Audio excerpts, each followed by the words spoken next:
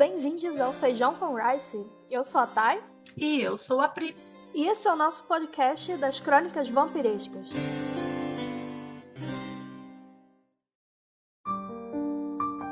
Lestat segue se aproveitando das riquezas de Louis enquanto seu pai está próximo da morte. Louis se interessa por Babette, uma mortal cujo irmão é dono de uma fazenda próxima a Pont du Lac. A população escravizada local desconfia da identidade dos vampiros, colocando-os em perigo. Louis arma um plano de fuga e coloca fogo na própria fazenda.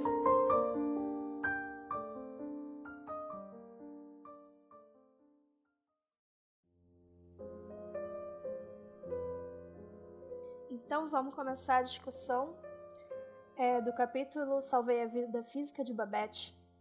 Eu achei esse capítulo um porre. Eu simplesmente tive que lutar contra o sono, porque ele é muito arrastado. Muito arrastado, nossa senhora. A gente tá chamando os blocos de leitura de capítulo pra facilitar, tá? A gente sabe que não é dividido em capítulo de verdade. São blocos de cena, né? Mas enfim, tudo que funcionou no capítulo anterior, eu achei que nesse aqui foi totalmente contra. Mas enfim, o que aconteceu nesse capítulo, né? Pra ser sincera, nada. Não aconteceu nada.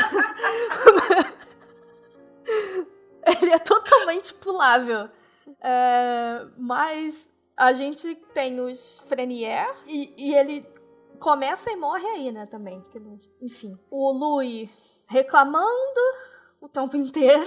Não para de reclamar, que ele é insuportável. É a única coisa que ele sabe fazer é reclamar do Lestat.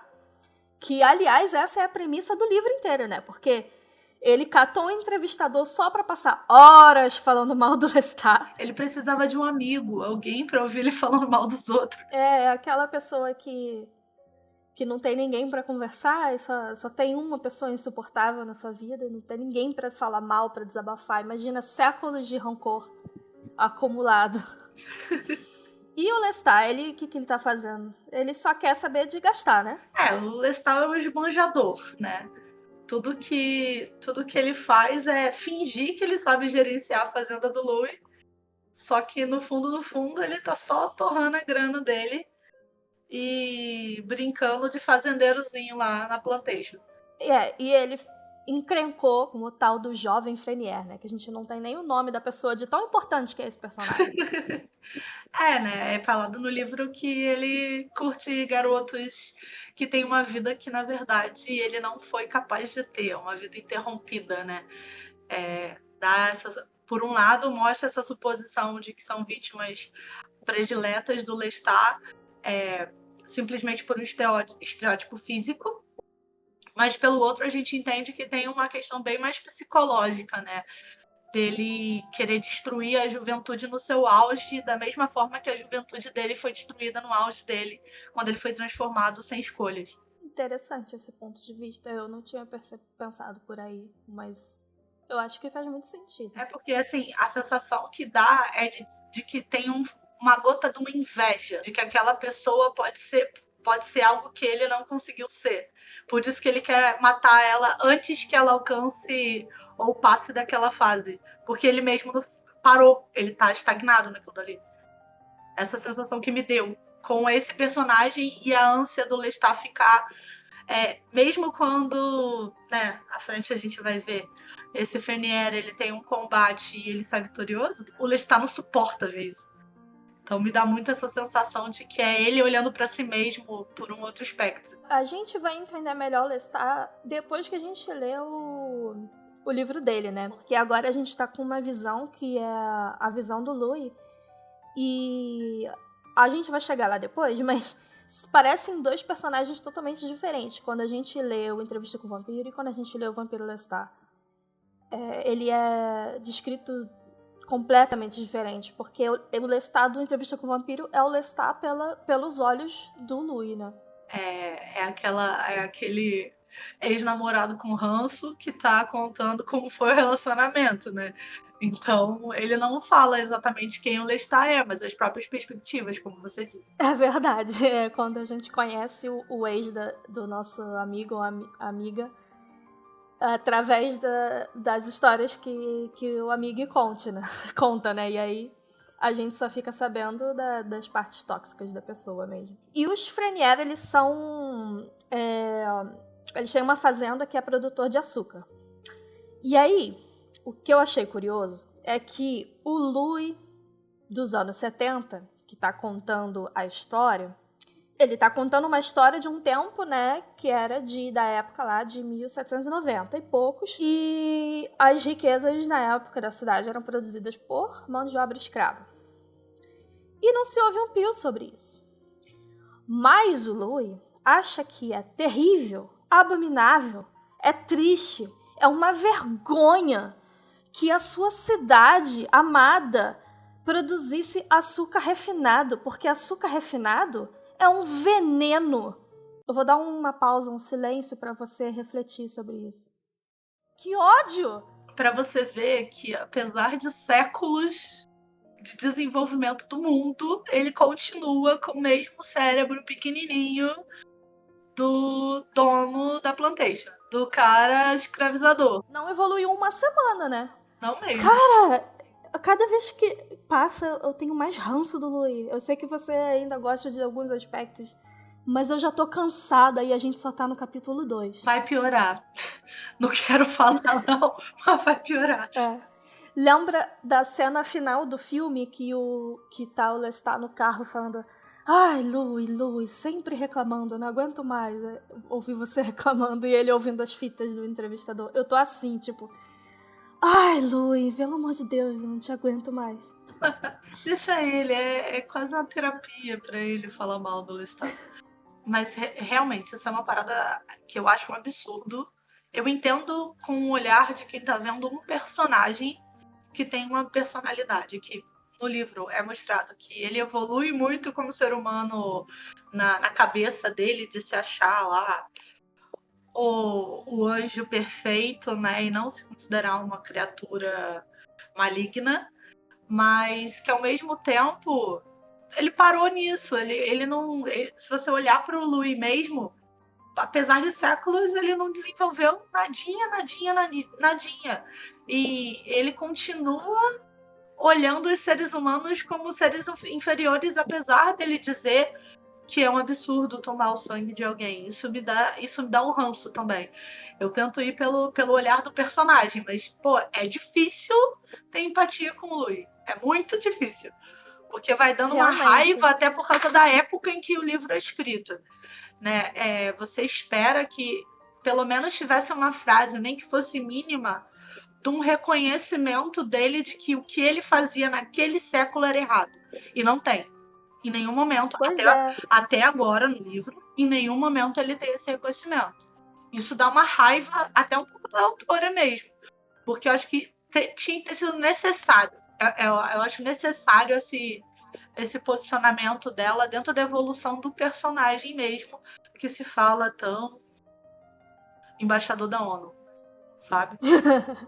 Eu acho que você tocou num ponto certo, porque realmente ele é o cara que ele é o senhor da empatia, né?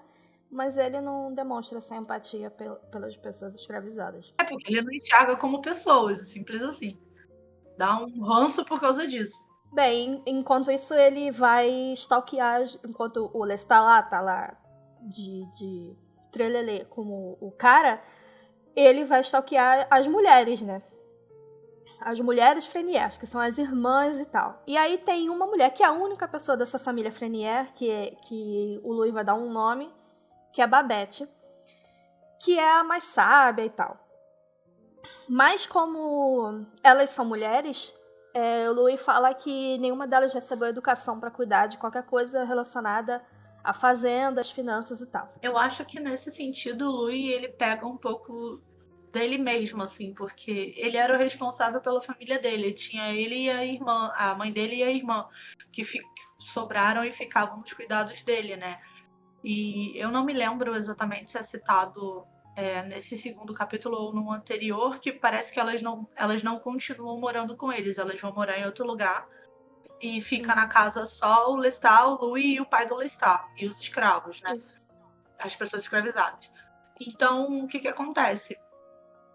Eu acho que essa necessidade do Louis, esse olhar que vai se desenvolver de cuidado ao longo do capítulo, é um pouco de tipo assim, eu também vivi essa posição de que eu era o cara que tinha que cuidar de tudo, e eu sei que na falta de alguém como eu, a minha irmã e a minha mãe não dariam conta. E ele começa a desenvolver uma empatia por essas mulheres da família. E aí vai ter um duelo, né? Que o jovem Frenier, ele se envolve num duelo com um espanhol. Por quê? Porque sim, a gente não sabe as razões, né, que levou isso, de tão relevante que isso é pro capítulo.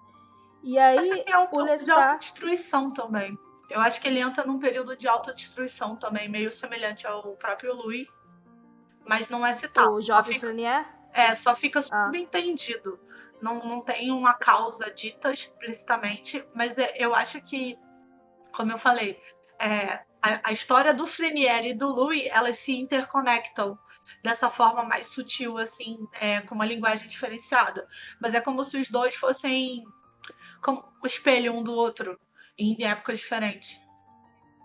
Eu, sinceramente, achei meio aleatório. Parece que tá ali só pro capítulo ir pra uma certa direção, sabe? Mas eu acho que faz sentido, faz algum sentido. Essa é a sua visão.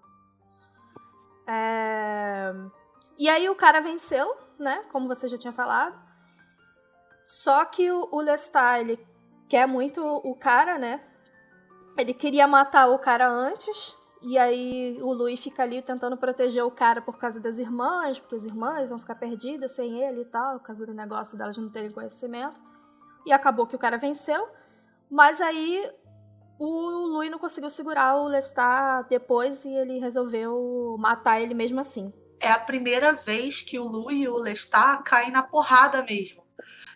Porque o Louis, ele se posiciona firmemente de não deixar que o Lestat mate o Frenier, e ele vai para agressão física contra o Lestat. Isso deixa o Lestat ainda mais transtornado. E aí é que a gente começa a ver que as reclamações e insatisfações do Louis começam a ter uma forma de atitude dentro do relacionamento, dele realmente começar a bater de frente. E um pouco fomentado pela paixão, né, que ele está começando a desenvolver por essa Babette, que não dá para entender se é uma paixão, se é um fascínio, fica um negócio meio embolado ali, não dá pra gente entender se também isso foi uma necessidade da autora colocar um fator heterossexual e mostrar a bissexualidade do Louis dentro da história ou não. O Louis, ele é muito movido pelo ego dele, assim, ele quer muito ser a pessoa... Enfim, a pessoa que é a maior pessoa, sabe? Ele quer sempre ser o superior e tal. E aí, aquela coisa de querer proteger a Babette é muito isso também, de querer se mostrar e ser o correto, enfim. Sabe? Gente, vai ser sempre assim. Vai ser sempre eu tentando justificar as mancadas do Louis e a Tayana morrendo de ranço dele. Se acostumem, por favor, porque isso aqui é o quê da questão. A discussão de uma defende e outra bate. Mas é bom que fica mais dinâmico, né? A gente tem uma opinião diferente. Apesar de que, sim, eu acho que você tem até a mesma opinião que eu, mas você é mais condescendente, tipo assim, mas tudo bem. Sim. Eu não. Eu sou uma pessoa que não perdoa. Mas, enfim, aí o Louis, ele vai começar a aparecer pra Babette de uma forma sobrenatural, assim, não se revelando exatamente, mas como se ele fosse uma aparição, né? E isso ele vai fazer pra incentivar ela a tomar conta da fazenda sozinha. E aí o Lestat vai ficar puto, né? Porque ele tá interessado na fazenda. E aí eles vão ficar de mal de vez. Eu achei essa parte toda muito jogada, muito, sei lá, eu não sei muito onde que a Anne queria chegar com isso, não. Achei meio gratuito, né? Eu acho que pode ter sido uma questão de mostrar que meio que o Lestat, ele vive de golpes, né? Se aproxima de um cara que não tem mais ninguém para poder tomar conta da fazenda caso morra. Aí vai, ataca, mata e pega a fazenda para ele, vive daquele dinheiro e assim vai. Porque ele não sabe administrar, então ele torra tudo. Essa introdução disso foi com esse intuito, mas eu acho que foi mal trabalhado. Poderia ter sido muito mais desenvolvido. Ficou só uma picuinha de um com o outro. A personagem da Babette, apesar de ser uma personagem forte, como ela vai se mostrar pro final desse capítulo, ela fica muito lá. Um anjo apareceu pra mim, vou fazer o que ele falou. Muito assim, muito inocente, bobinha, e isso vai ficar maçante. O jornalista, né? Ficou jogado. Eu acho que Ele ficou tem umas jogado. falas muito aleatórias. É gastado um tempo entre as cenas do jornalista e do Louis, muito, sei lá. Eu não gostei desse capítulo. Ficou mal trabalhado, né, realmente. Uhum. E aí os trabalhadores escravizados, né, da fazenda começam a desconfiar dos vampiros e aí começa a ter um rumor, uma fofoquinha se espalhando entre eles. E pra mim essa é a única parte relevante do capítulo, porque isso que vai impulsionar a narrativa a ir pra outro lugar. Como fica perigoso para os dois continuarem na fazenda, isso vai aumentar a tensão entre os dois, mais ainda. E o Louis quer que ambos vá embora ou o Lestat vá embora. Mas nenhuma das duas opções são favoráveis para o Lestat porque ele não pode abandonar o pai dele. Então, eu tenho observação sobre isso. Puta que pariu, cara. Bota o cara numa carruagem e pra outra cidade. Qual foi? Qual é o problema de pegar o velho, botar numa carruagem e levar pra outro lugar? Se o velho morresse no caminho, morreu. Ele não ligava mesmo pro velho. Para que esse drama? Ai, ô velho, gente, não vai, não posso abandonar meu pai. Não abandona, bota no carro, ó, na carruagem. É um mimimi do caralho, é só pra dar andamento na história. Mas tudo bem, achei um mimimi desnecessário. Mas é que eles iam de navio, não é? É mais complicado. Vai pra uma outra cidade de carruagem, dá pra ir, dá pra desenrolar. Dá pra desenrolar, Dá teus pulos, né? Rolar uma má vontade, mas tudo bem. A gente perdoa porque é Anne Rice. Enfim, a gente precisa abrir um parêntese aqui, mais uma vez, para falar sobre o povo negro e mestiço, como isso é retratado no livro. Existem duas passagens nesse capítulo que o Louis descreve pessoas não brancas, né? Cabe mais uma vez apontar o quanto o Louis é racista. Não só no tratamento das pessoas escravizadas, mas também tem uma exotização de pessoas não brancas, incluindo pessoas livres, chegando a descrever as pessoas que compõem a mistura de etnias de Nova Orleans como criaturas exóticas, quote unquote, né? Entre aspas. Só pra usar o termo criatura já é uma merda. E exótica, né? Exótico ainda hoje é uma palavra muito usada no contexto racista. Sim. E nessa época era muito comum associar pessoas negras escravizadas com adjetivos como dóceis, afáveis, leais, etc. E eu vou até deixar linkado no post desse episódio um vídeo sobre a história da escravidão nos Estados Unidos que andou circulando pela internet esses dias e eu achei muito interessante. E tem uma parte do vídeo que ele dá uma explicada nisso, nessa questão de como que as pessoas negras eram enxergadas pelas pessoas brancas durante a história do povo negro nos Estados Unidos. E o Louis chega a citar essas características para diferenciar os escravos da sua plantation, lançando um olhar para a cultura para descrever essa cultura como algo apavorante, perigoso. Tipo, para fazer aí um paralelo com o que a gente conhece, como que a gente faz hoje em dia, né? Como que existe hoje em dia uma visão sobre, por exemplo, as religiões de matriz africana no Brasil, né? Que muita gente associa como uma coisa demoníaca e tal. Tudo que é não católico acaba entrando nesse rolo de ter um olhar assim de que é ruim, é pra maldade, etc. Sim, isso é verdade. Assim, todas as religiões que não são cristãs, elas têm essa coisa, né? Mas, principalmente, eu acho que quando a gente está se referindo às religiões de matriz africana, tem um peso maior por conta do racismo, né? Eu sei porque, tipo, tanto eu quanto eu já fiz parte de uma religião não católica, eu também já sofri isso por esse tipo de discriminação. A Pri também tem as crenças dela que não são cristãs e também elas sabem disso, mas quando também senti isso, mas as religiões de matriz africana acho que ainda é uma coisa mais forte pelo racismo mesmo.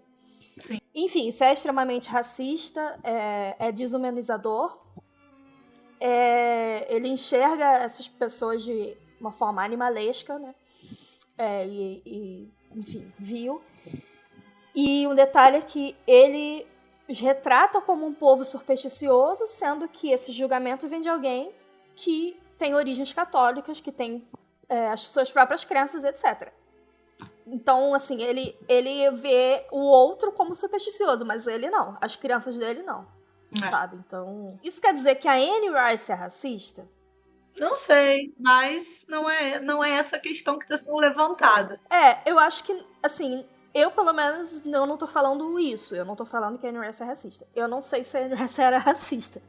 Teve uma controvérsia relacionada a isso, que eu não achei legal, a gente precisa pontuar. Acho que eu vou até deixar linkado também, eu não quero muito entrar nesse assunto, pra não ficar muito grande aqui, mas eu posso deixar linkado sobre esse assunto no post. Mas, enfim, o fato do Louis ser assim significa que a Anne é racista? Eu não acho que não. Eu acho que a Anne descreveu um personagem que era dona de uma plantation nos anos 1790. E logo ela retratou como ela acredita que os donos de uma plantation dessa época pensavam, tá? O curioso é o que a gente estava comentando, né? Um vampiro, ele acompanhou a sociedade evoluir, né? Diferentemente de uma pessoa daquela época que eles morreram, graças a Deus, né? Já pensou todos eles fossem imortais e tivessem até o dia de hoje? Deus me livre. Então a gente tem um vampiro que ele evoluiu, mas ele não mudou sua forma de pensar. Eu acho isso curioso. E outro ponto é que ela poderia ter escolhido um outro tipo de protagonista. Aí é uma coisa que a gente pode discutir depois que a gente acabar o livro. De repente a gente pode fazer um episódio resumindo tudo que a gente refletiu sobre esse livro. Eu posso até já dar um pitaco. Sim, ela poderia.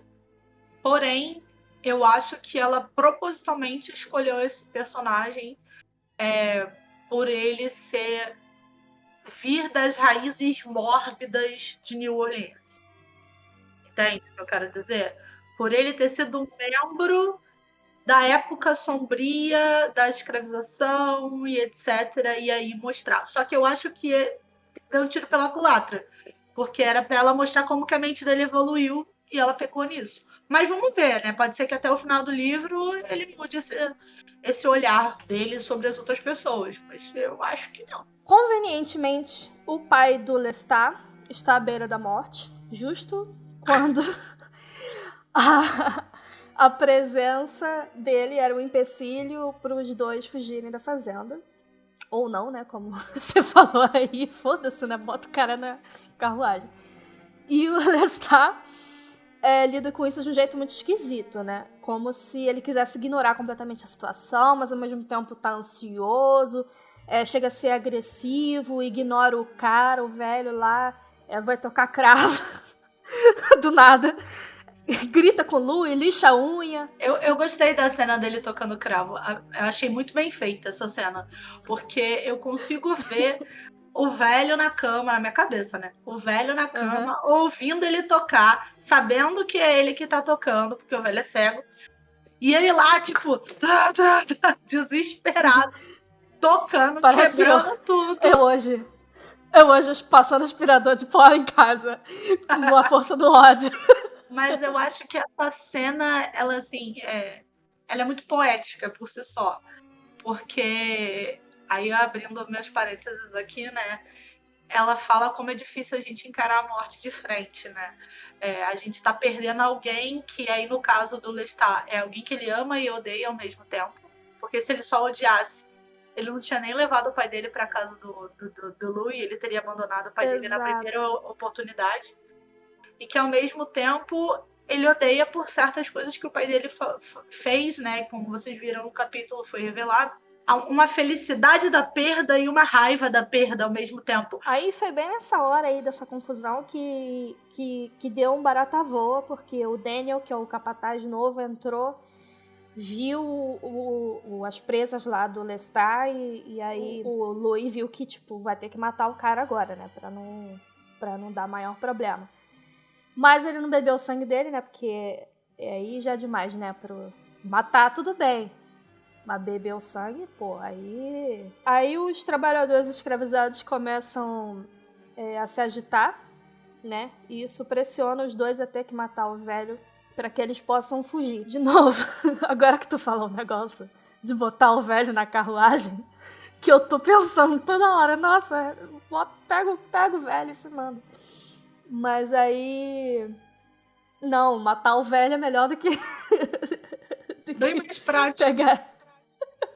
Tá bom. Aí o velho, coitado, só quer ter uma redenção com o filho, né? Os últimos momentos da sua vida. O Lestat ainda tá lá todo estranho com ele.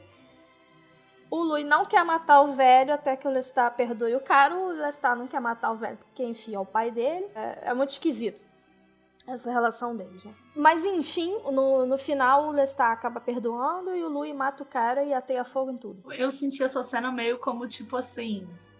Que tacar fogo em tudo? Porra, eu sou cheia da grana. Taca fogo em tudo por quê?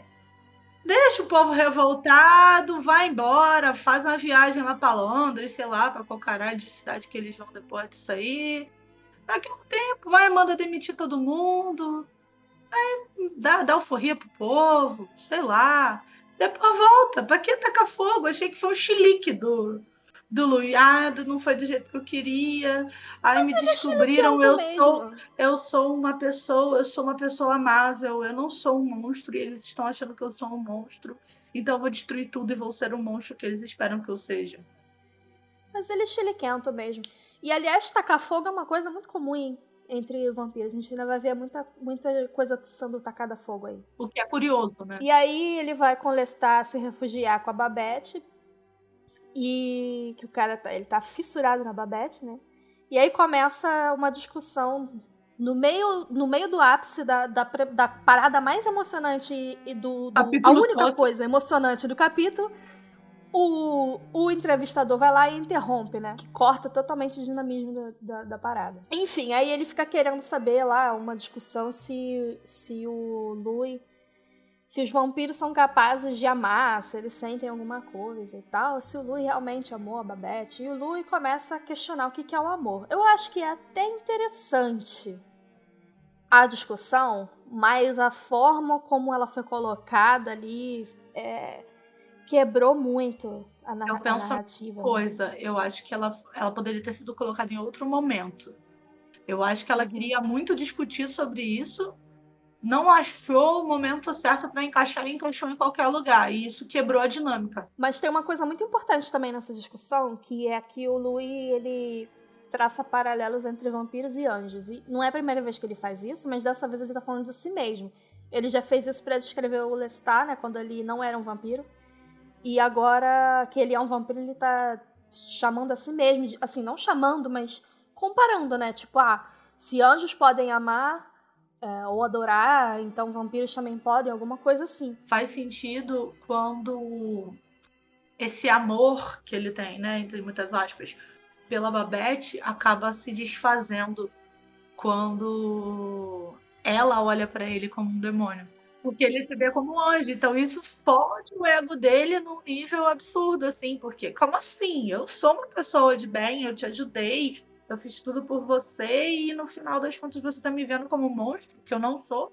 Isso vem até da criação católica dele, né? Então, sim, dá mais na condição que se encontra, né? Questionando a própria existência, ele tá nesse limbo de se entender ainda, né? O que ele é, como que ele deve se portar e etc. Eu sou um vampiro, mas eu não bebo sangue de outros seres humanos. Ele tem um respeito pelo ser humano, humanos brancos, né? Deixando bem claro. Ele tem um respeito por seres humanos brancos absurdo. Então ele não consegue... ele não se percebe como uma criatura monstruosa, que é o que geralmente qualquer pessoa no mundo, principalmente pessoas católicas, associariam à existência de um vampiro, né? Mas ele não. Ele se associa a um anjo. Isso demonstra o quanto o ego dele é, né? Eu acho engraçado porque...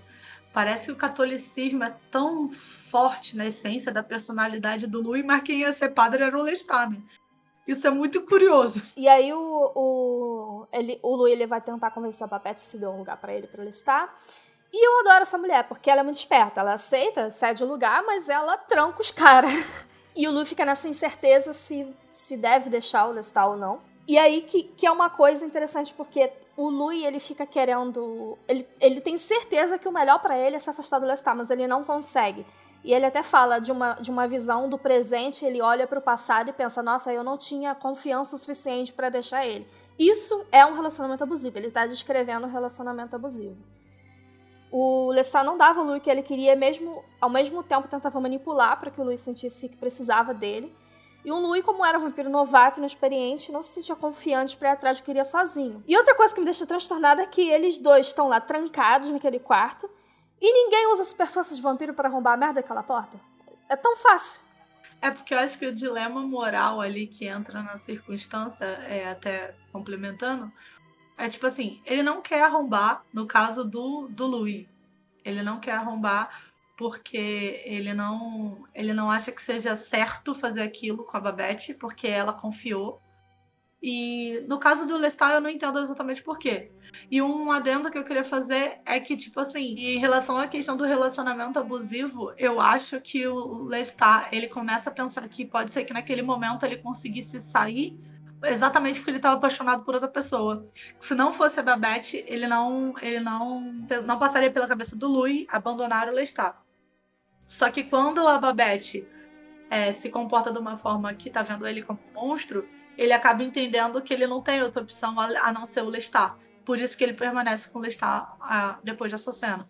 E aí vai anoitecer e a Babette vai voltar. O Lestat vai ameaçar ela, né? Porque ele não é bobo, ele tá vendo que a situação ali não tá favorável e realmente eu acho que o Lestat ali tá certo, sabe? Tem uma pessoa ali que tá ameaçando a existência dele e o que ele precisa fugir.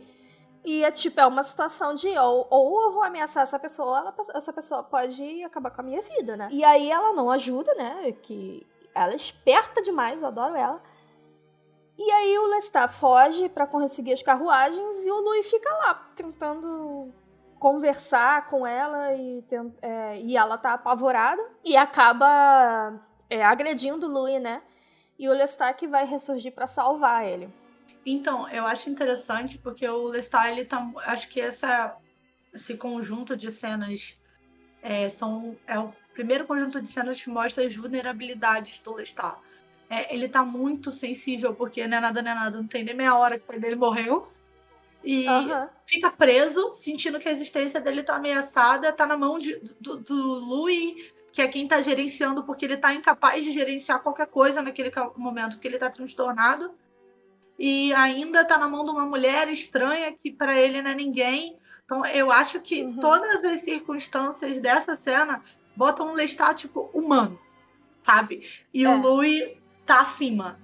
Tem uma inversão, né, nessa cena do Louis estar sendo o salvador. E aí o que é o perfeito é quando a Babette vai e acaba atacando fogo no Louis. E aí o Lestat volta a ser o salvador. A posição dele é retomada, sabe? Achei que essa cena foi criada de uma forma bem interessante. E aí o Lestat vai atacar a Babette, mas o Louis vai salvar a Babette, porque o ego dele é imenso, ele quer provar pra ela que ele não é o diabo. E pra mim é isso, o Louis, ele se vê como anjo, ele se vê como a criatura de Deus, como a gente já comentou, e ser comparada ao diabo, pra ele é inadmissível. E como a boa diva que ele é, ele não se aguenta e tem que provar pra ela que ele não é um monstro e tal, que ele é o máximo, super gente boa, me convida aí pra tomar um cafezinho. Ou seja, uma pessoa insuportável. Tá, porque até eu achei ele insuportável dessa filme.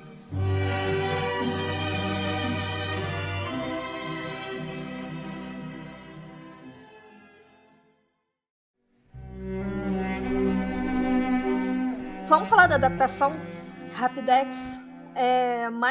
Mais uma vez, tem uma tentativa de afirmar a heterossexualidade. O filme descreve que a preferência das vítimas do Lestat são mulheres, e fica muito claro como esse apagamento foi intencional, porque o texto é quase exatamente igual. O texto seria: Lestat matava 2, 3 vezes numa noite, começando com uma jovem garota. Mas quando chega na parte do livro diz, mas sua preferência eram rapazes, essa parte é apagada da adaptação. E é um detalhe que não faz sentido mudar, que não seja querer apagar as insinuações de homoafetividade, né? Ainda mais quando a gente analisa junto com as outras decisões que a gente já mencionou no episódio passado. E é um detalhe que seria um possível foreshadowing, porque no livro diz que o Lestat prefere homens da idade do Daniel. O Daniel que eu tô dizendo aqui é o entrevistador e não o Daniel Capataz, né? E no final do filme, ele acaba sendo atacado pelo Lestat, que é uma coisa que não acontece no livro. Mas pro filme funcionaria. Então, mudar essa parte não fez sentido, realmente. Até porque o clima entre o Tom Cruise e o Brad Pitt estão na cara, gente. Não tem como fingir que ele não tem uma afetividade, não. Eles tentaram disfarçar ao máximo, mas não deu certo. Não deu. Graças a Deus, não deu. Tem a criação da personagem Yvette, que é uma mulher escravizada que não existe nos livros, e seria ali uma amante do Louis. Tá ali também para reforçar a heterossexualidade, para servir de recurso de roteiro, que vai culminar na destruição de Pointe du Lac, que, já que no filme não tem o pai do Lestat e nem o capataz. As motivações do Louis para queimar a fazenda são um pouco diferentes, mas eu gostei de como ficou adaptado. Quanto às pessoas escravizadas, eu não gostei da forma como elas foram retratadas, porque também caem em estereótipos racistas, mais brandos do que o livro, mas ainda assim racista, mas por outro lado é positivo que eles não inseriram o massacre do Lestat, né, aquela parte que várias pessoas escravizadas são mortas, que eu acho que não tem necessidade. E aí, mais uma vez, isso evita uma fetichização da violência contra o povo negro. E eu acho isso positivo. E o Tom Cruise e o Brad Pitt estão excelentes nas atuações. Eu acho que a essência do Lestat de Entrevista com o Vampiro foi muito bem retratada pelo Tom Cruise. E como não tem o pai do Lestat, também não tem os Frenier. Então, morre esse capítulo, praticamente. A única coisa que foi adaptada dessa parte foi retratar que o Louis não quer matar as pessoas. Ele só se alimenta dos animaizinhos. E também a parte que destrói a fazenda. Ele é um anjo, por isso que ele não mata pessoas, só bichinhos. Aproveitando, para quem não viu, veja. Saíram as primeiras cenas sobre a nova série do... Primeiras fotos. Não, teve cena bem. Ah, é? No YouTube saiu um framezinho de 15, 20 segundos. Só com as jogadinhas, assim. Que é bem parecido com o que tem nas fotos, né? E eu achei bem curioso, né? Visto que o livro tem essa pegada muito racista, o fato de que o Louis está sendo retratado por um homem negro. Achei muito legal. Fico um pouco curiosa para saber como que vai ser a adaptação, porque provavelmente não vai ter a Plantation, né? E eu vi umas roupas um pouco mais modernas. Será que vai ter aí uma redenção, né? Com um povo escravizado nessa nova versão da história? Eu achei curioso. Eu também tô bem animada com essas mudanças. Eu acho que vai ser muito positivo pra história fazer essas alterações. Achei bem legal. Então, vejam, deixem os comentários sobre vocês, as impressões que vocês tiveram. Eu não sei se ainda tem se já tem data de lançamento. Tem. O que eu li foi que tá previsto pra esse ano, mas eu não vi uma data ainda. Se tiver uma data, manda e-mail avisando pra mim qual é a data. Pra mim também.